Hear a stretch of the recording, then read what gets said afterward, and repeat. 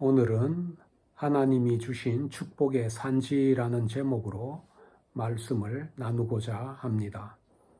먼저 본문 말씀 여호수아서 14장 6절에서 15절까지를 읽도록 하겠습니다.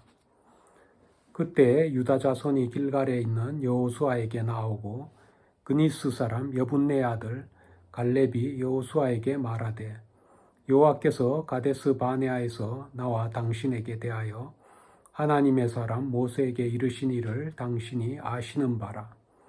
내 나이 40세에 여호와의 종 모세가 가데스 바네아에서 나를 보내어 이 땅을 정탐하게 하였으므로 내가 성실한 마음으로 그에게 보고하였고 나와 함께 올라갔던 내 형제들은 백성의 간담을 높게 하였으나 나는 내 하나님 여호와께 충성하였으므로 그날에 모세가 맹세하여 이르되 네가 내 하나님 여호와께 충성하였은즉 네 발로 밟는 땅은 영원히 너와 네 자손의 기업이 되리라 하였나이다. 이제 보소서 여호와께서 이 말씀을 모세에게 이르신 때로부터 이스라엘이 광야에서 방황한 이 45년 동안을 여호와께서 말씀하신 대로 나를 생존하게 하셨나이다. 오늘 내가 85세로 돼 모세가 나를 보내던 날과 같이 오늘도 내가 여전히 강건하니 내 힘이 그때나 지금이나 같아서 싸움에나 출입에 감당할 수 있으니 그날에 여호와께서 말씀하신 이 산지를 지금 내게 주소서. 당신도 그날에 들으셨거니와 그곳에는 아낙 사람이 있고 그 성읍들은 크고 견고할지라도 여호와께서 나와 함께 하시면 내가 여호와께서 말씀하신 대로 그들을 쫓아내리다 하니 여호수아가 여분네의 아들 갈렙을 위하여 축복하고 헤브론을 그에게 주어 기업을 삼게 하매 헤브론이 그니스 사람 여분네의 아들 갈렙의 기업이 되어 오늘까지 이르렀으니 이는 그가 이스라엘의 하나님 여호와를 온전히 쫓았음이라. 헤브론의 옛 이름은 기럇 아르바라. 아르바는 아낙 사람 가운데에서 가장 큰 사람이었더라. 그리고 그 땅에 전쟁이 그쳤더라. 아멘. 우리가 복음성가 찬양 중에 가끔 듣게 되는 노래가 이 산지를 내게 주소서입니다. 이 노래는 오늘 본문 말씀에 근거하여 가사를 적은 것입니다. 얼핏 듣기에는 이 노래가 젖과 꿀이 흐르는 축복의 땅 가나안 땅에서 가장 기름지고 비옥하고 강수량이 많아 농사짓기 편한 평지 땅을 구하는 기도라고 생각할 수 있겠지만은 실상은 반대입니다. 갈렙이 그토록 받기를 원했던 땅은 아직 정복되지도 않은 해발 1000m의 고산지 척박한 땅 헤브론입니다. 그가 그 땅을 정탐했을 때인 그 45년 전과 같이 여전히 그 땅에는 기골이 장대한 아낙 자손이 살고 있었습니다. 설상가상으로 그 땅은 아낙 사람들 가운데 가장 크고 체격이 좋은 거인 중의 거인 아르바 사람들이 철옹성처럼 지키는 난공불락의 요새였습니다. 모세를 이은 지도자 여호수아의 인도로 가나안 땅에 온 이스라엘은 각 지파들이 제비를 뽑는 방식으로 공평하게 땅을 받았습니다. 갈렙이 속한 유다 지파는 제비를 뽑아 땅을 분배받았고 갈렙은 유다 지파 땅을 다시 제비 뽑기 해야 했지만은 여호수아에게 특별한 청원을 했습니다. 갈렙은 남들이 가장 갖기 꺼려하는 헤브론 땅을 달라고 했습니다. 이 헤브론에는 기골이 장대한 아낙 자손들이 살고 있었고 성읍은 크고 견고했으며 아직 정복되지 않은 땅이었습니다. 그럼에도 불구하고 갈렙은 조건이 좋은 다른 땅을 마다하고 가장 험지인 헤브론을 달라고 요청했던 것입니다.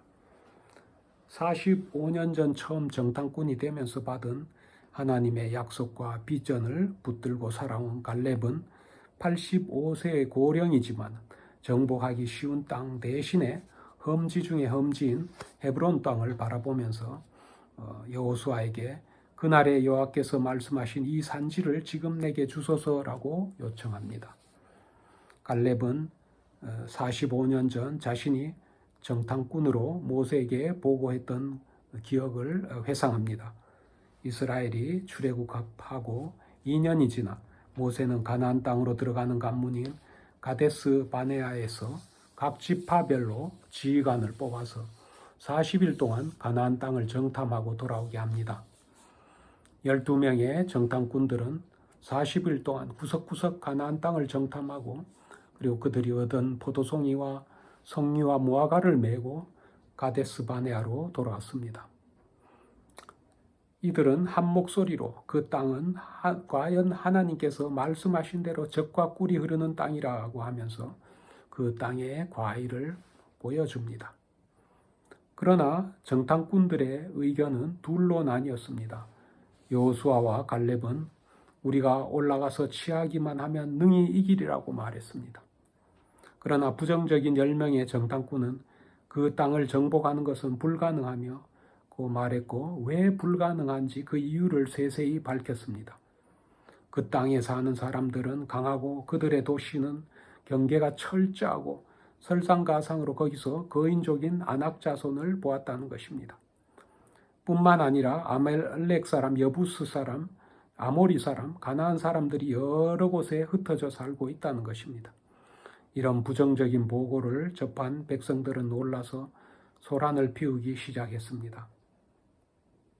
갈렙은 무리들을 진정시키면서 우리가 곧 올라가서 그 땅을 취하자, 능히 이길 것이다 라고 외쳤습니다. 갈렙의 외침이 끝나기가 무섭게 다른 10 정탐꾼은 불가능하다, 우리는 그 백성들을 공격할 수 없다, 그들은 우리보다 강하다라고 주장했고 그들이 정탐한 땅에 대해서 심히 부정적이고 비관적인 보고를 퍼뜨렸습니다. 우리가 정탐한 땅은 거주민을 삼키는 땅이요, 키가 큰 네피림의 후손들이 살고 있으며 그들에 비하면 우리들은 메뚜기와 같이 작고 힘이 없다라고 말했습니다. 서로 상반되는 두 보고를 들은 이스라엘 백성들은 큰 소리로 부르짖으며 밤새 울부짖었습니다. 그들은 모세와 아론과 여호와 하나님을 원망하였습니다. 차라리 우리가 이집트에서 죽었거나 이 광야에서 죽었으면 좋았을 것을 어찌하여 여호와 하나님이 우리를 이 땅으로 인도하여 또 칼에 쓰러지게 합니까? 우리 가족이 포로로 사로잡힐 바에야 이집트로 돌아가는 것이 낫겠구나. 새로운 지도자를 세우고 다시 이집트로 돌아가자라고 말했습니다. 민수기 14장 7절 9절에서 여호와와 갈렙은 이스라엘 백성들의 부정적인 말들을 듣고 옷을 찢으며 우리가 두루 다니며 정탐한 땅은 심히 아름다운 땅이라. 여호와께서 우리를 기뻐하시면 우리를 그 땅으로 인도하여 들이시고 그 땅을 우리에게 주시리라. 이는 과연 젖과 꿀이 흐르는 땅이니라. 다만 여호와를 거역하지는 말라. 또 그 땅 백성을 두려워하지 말라. 그들은 우리의 먹이라. 그들의 보호자는 그들에게서 떠났고 여호와는 우리와 함께 하시느니라. 그들을 두려워하지 말라고 애타게 호소했습니다. 그러나 백성들은 여호수아와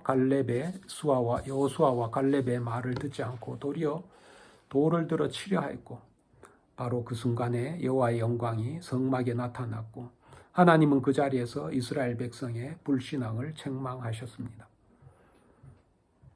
하나님은 너희가 어느 때까지 나를 멸시하며 어느 때까지 나를 믿지 않겠느냐라고 말씀하시며 크게 책망하셨지만 모세에게는 내가 그들을 전염병으로 쳐서 멸하고 그들보다 더 크고 강한 나라를 이루겠다라는 비전을 주셨습니다. 부정적인 보고로 백성을 선동했던 10명의 정탐꾼은 재앙으로 말미암아 죽임을 당했고 하나님께 원망하고 불평했던 백성들은 약속하신 땅을 눈으로 보지도 못하게 했습니다. 이집트로 돌아가자고 했던 그들은 광야에서 40년을 방황하며 죽을 것이고 또 그들의 자녀들은 부모들이 지은 죄를 지고 40년을 광야에서 방황한 후에 약속의 땅으로 들어갈 것이다 말씀하셨습니다.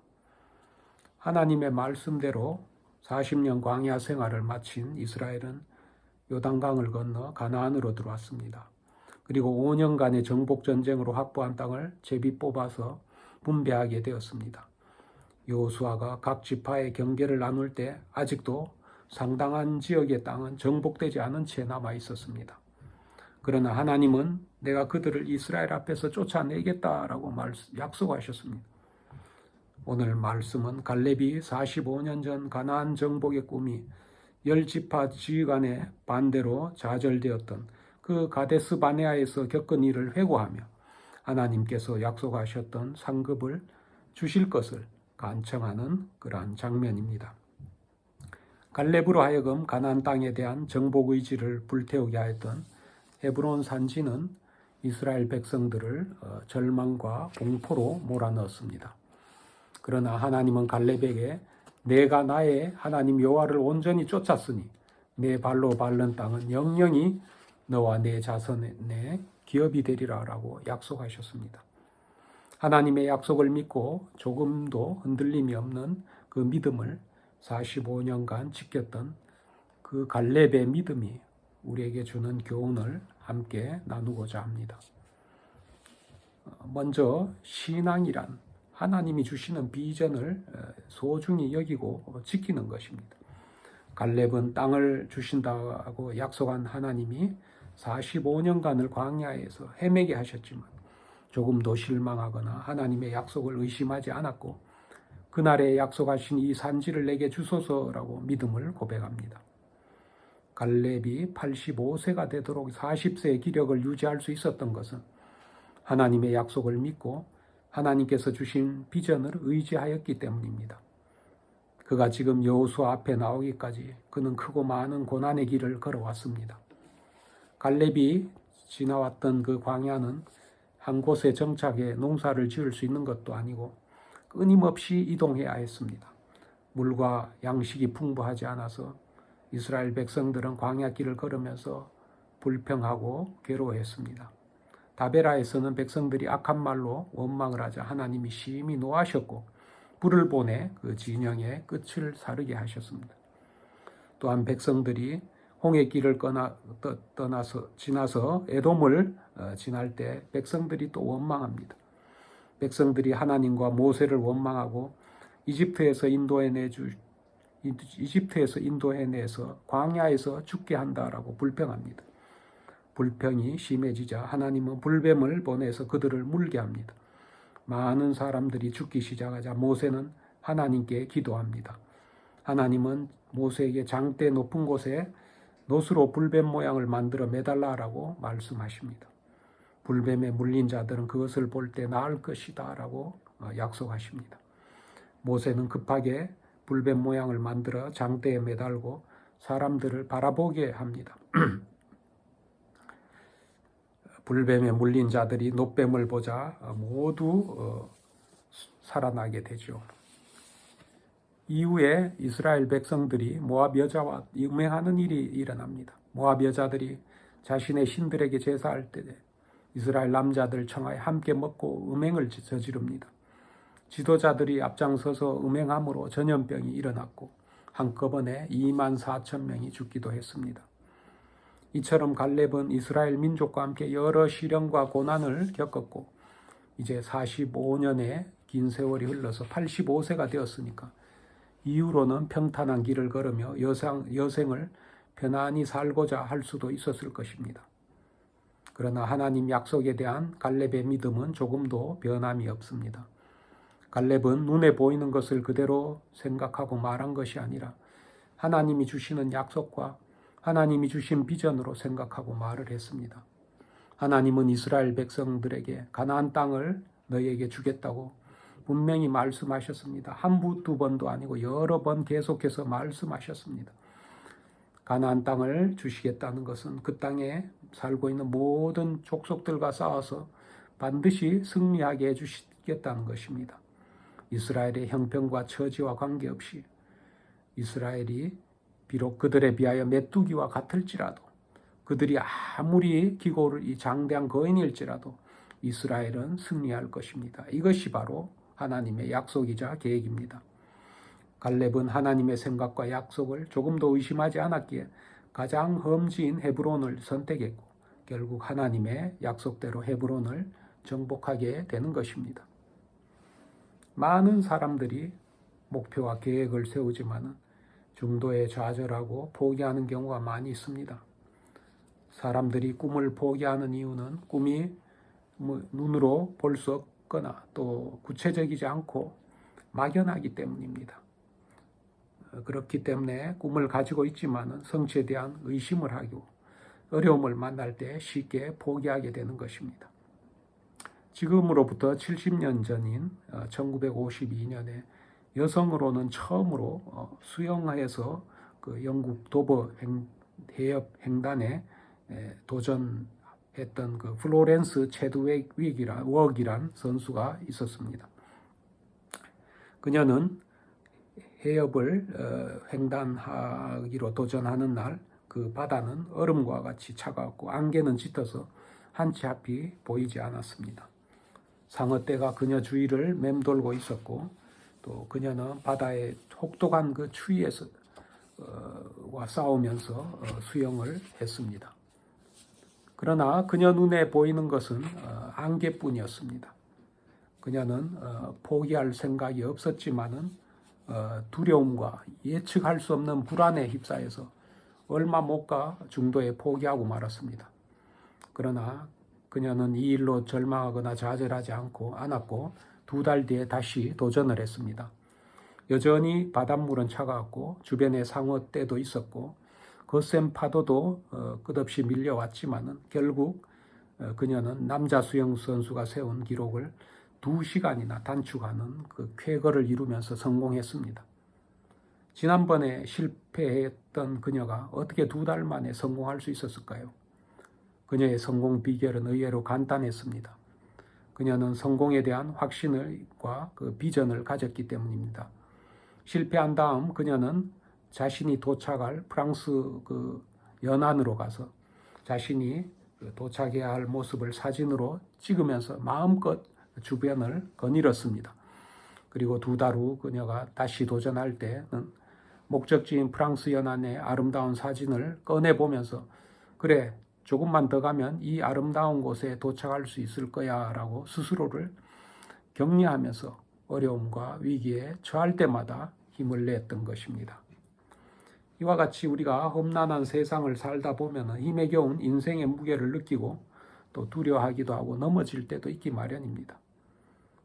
그때마다 우리 자신이 찍어놓은 미래의 청사진이 있다면 다시 일어날 수 있는 큰 힘과 위로가 될 것입니다. 특별히 우리 그리스도인들은 하나님의 말씀으로 미래의 청사진을 그려야 합니다.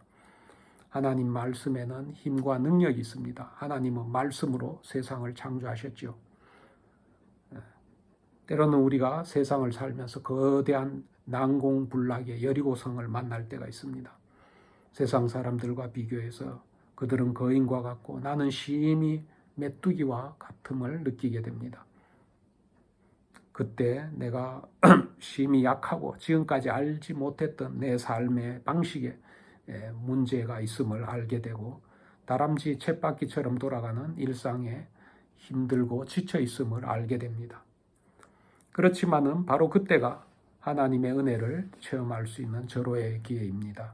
바로 이 순간이 하나님의 능력이 나의 약함을 통해서 드러날 때인 것입니다. 이 위기를 벗어나려면 말씀을 읽으면서 말씀이 주는 그 미래의 청사진을 가지고 우리가 가진 현재의 생각과 가치관을 바꿔야만 합니다.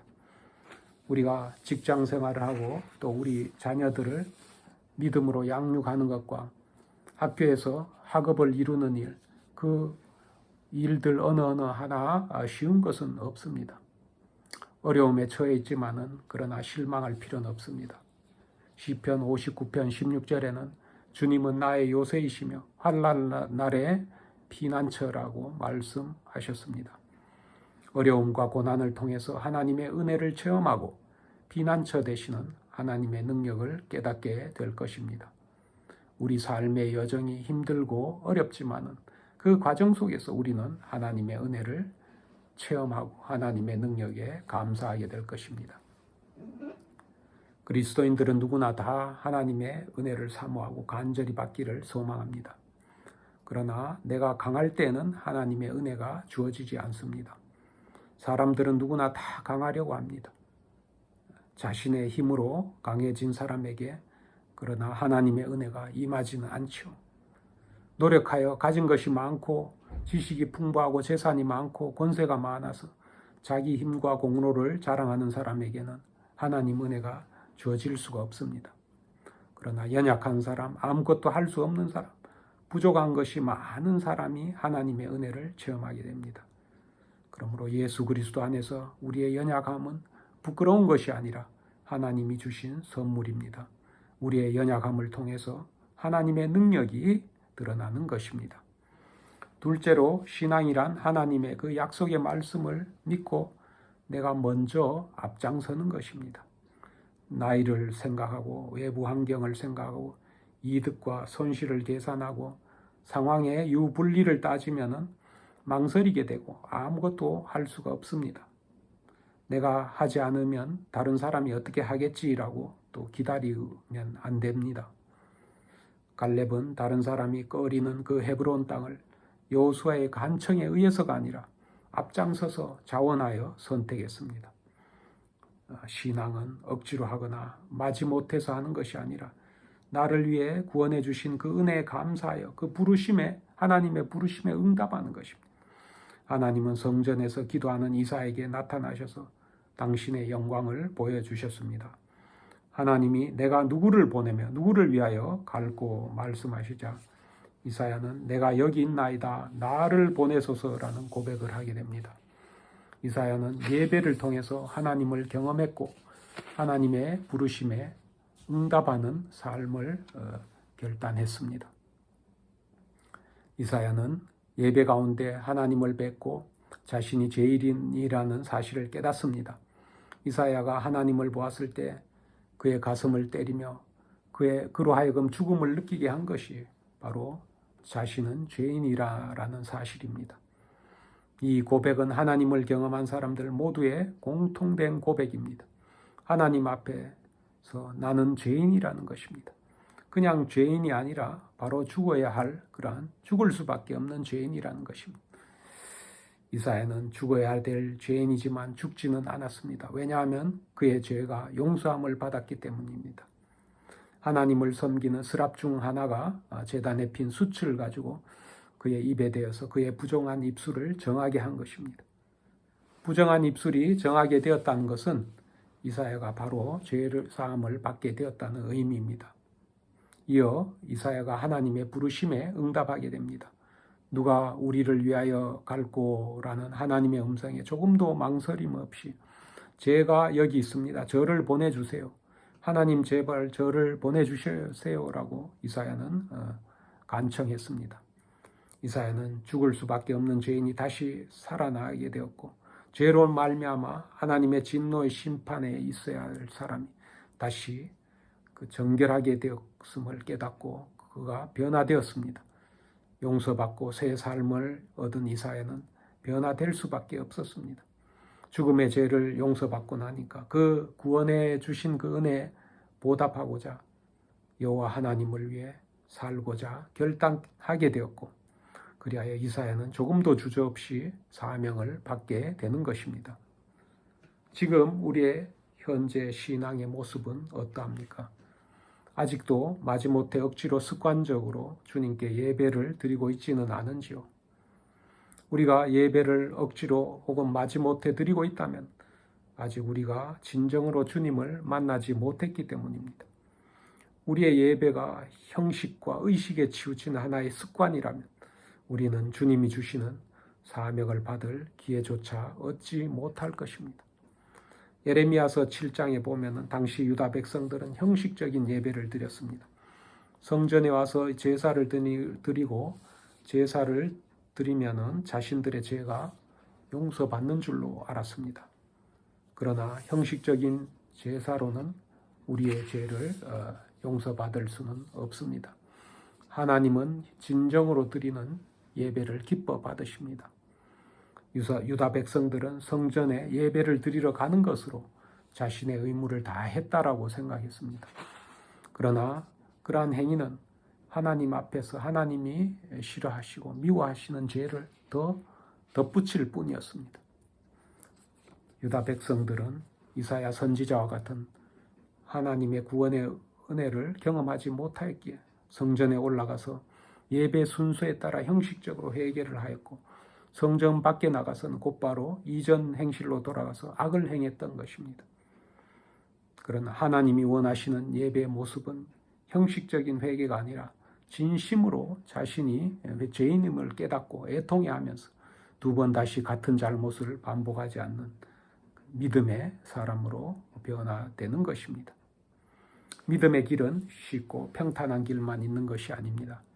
때로는 높은 산과 바위와 큰 강과 바다를 만나 고난과 좌절을 경험할 수 있지만 그러나 불평하지 않고 원망하지 않는 것입니다.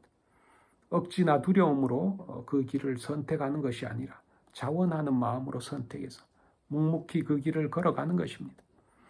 하나님은 우리로 하여금 도저히 이해가 되지 않은 상황에 처하게 하실 때가 있습니다. 그 이유는 우리들이 그 상황을 통해서 하나님께서 나와 함께 하신다라는 것을 깨닫게 하려 하는 것입니다. 내 힘으로는 할 수 없고 오직 하나님만이 가능하시다라는 것을 알게 하시려고 우리에게 역경과 고난의 시간을 허락하시는 것입니다. 본문 12절 말씀입니다. 그곳에는 아낙 사람이 있고 그 성읍들은 크고 견고할지라도 여호와께서 나와 함께 하시면 내가 여호와께서 말씀하신 대로 그들을 쫓아내리이다. 갈렙이 마주한 현실의 벽은 45년 전이나 지금도 조금도 변함없이 여전히 높았습니다. 45년 전 정탐꾼들을 두려움에 떨게 한 그 아낙 사람들이 여전히 살고 있었고 그들의 성읍은 크고 견고하였습니다. 그러나 갈렙은 하나님을 절대적으로 신뢰했기 때문에 견고하고 높은 성벽과 강한 군사 앞에서도 좌절하지 않고 여전히 자기 믿음을 지킬 수 있었습니다.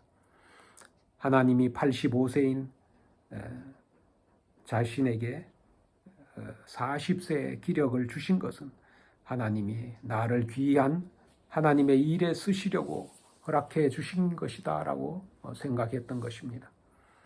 갈렙은 45년 전 백성들이 절망하여 폭동을 일으키며 또 그 생명을 위협하는 그러한 험악한 상황에서도 결코 굴하지 않고 하나님께서 우리와 함께 하시면 우리가 이긴다. 그들은 우리의 먹잇감이다 라고 당당히 외쳤던 것입니다. 갈렙은 이번에도 하나님께서 나와 함께 하시면 거기에 있는 아낙 자손이 크고 성읍이 크다 하더라도 여호와의 말씀대로 그들을 쫓아낼 것이다 라고 고백하면서 하나님을 능력을 신뢰하고 있는 것입니다. 내가 여호와께서 말씀하신 대로 그들을 쫓아내겠습니다 라고 할 때 그의 믿음과 용기를 너무나 잘 알고 있는 여호수아는 갈렙을 축복하였고 헤브론을 그의 기업으로 주었던 것입니다. 우리 인생은 선택의 연속입니다. 우리 삶은 수많은 선택의 결과로 이루어져 있습니다. 친구의 선택, 학문의 선택, 직장과 직업의 선택, 배우자의 선택 등 우리가 어떤 선택을 하느냐에 따라서 우리는 미래에 새롭고 다른 길을 걷게 됩니다. 우리 그리스도인들에게 선택이란 예수님을 내 삶의 주인으로 모시고 사는 선택입니다. 세상 사람들은 내가 내 인생의 주인 되는 삶과 그리스도가 내 주인이 되는 삶 두 가지 중에 선택을 할 수 있지만은 그리스도인의 선택은 오직 한 가지밖에 없습니다. 어떠한 처지와 형편에서도 오직 나와 내 집은 예수님을 주인으로 모시는 선택인 것입니다. 우리 그리스도인에게 하나님의 약속을 믿고 순종하는 결심에는 남모르는 수고와 희생이 따르지만 결과적으로는 가장 안전하고 행복한 선택이 되는 것입니다. 세상 사람들이 아무리 가치를 높이 인정하고 권유하여도 믿음의 길이 아니거나 믿음 생활의 반응해가 되는 것은 피해야 하는 것입니다. 우리들이 믿음으로 선택을 할 때 기억해야 할 사실이 있습니다. 그것은 다름 아닌 우리가 주님을 선택하기 전에 하나님이 먼저 우리를 선택하셨다는 사실입니다. 우리가 여호와의 이름을 간절히 부르기 전에 하나님이 먼저 우리를 부르시고 우리에게 사명을 주셨다는 사실입니다. 우리가 주님을 사랑하기 전에 주님이 먼저 자원하여 우리를 사랑하셨다는 것입니다.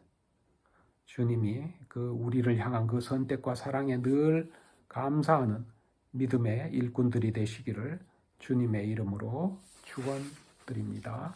기도하시겠습니다. 아버지 하나님의 은혜와 사랑에 감사드립니다. 죄로 인해 죽을 수밖에 없는 우리를 구원해 주셨사오니 우리 삶이 주님의 말씀에 복종되기를 원합니다. 주님, 우리의 손과 발을 주님의 도구로 사용하여 주시고 오직 당신의 영광만이 이 땅에 드러나게 하여 주시옵소서. 모든 말씀 우리 주 예수님 이름으로 간절히 기도드리옵나이다. 아멘.